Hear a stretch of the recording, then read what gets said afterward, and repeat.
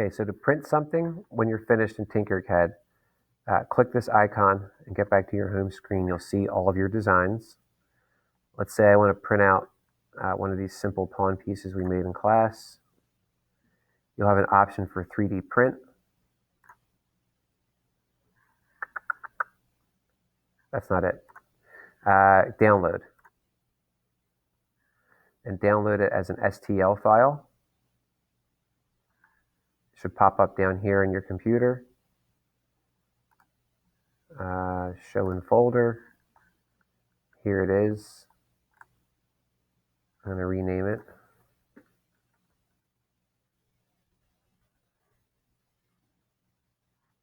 Here it is.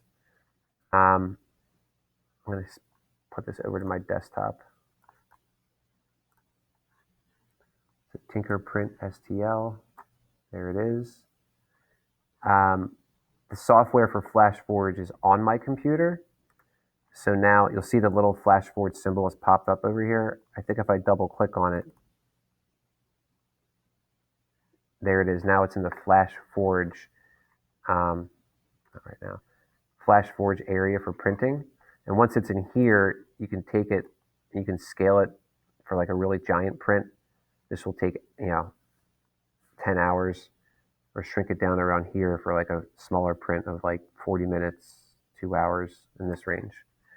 So you'd hit print from here, and then all your settings should be like FlashForge Dreamer, PLA, that's the material that most of them use. I do standard. I hit OK from here, and then I save it onto a flash drive from here. I don't have a flash drive with me right now, but I would save this onto a flash drive, hit save, and then when I'm done, I take the flash drive out and take it over to the printer and do it that way.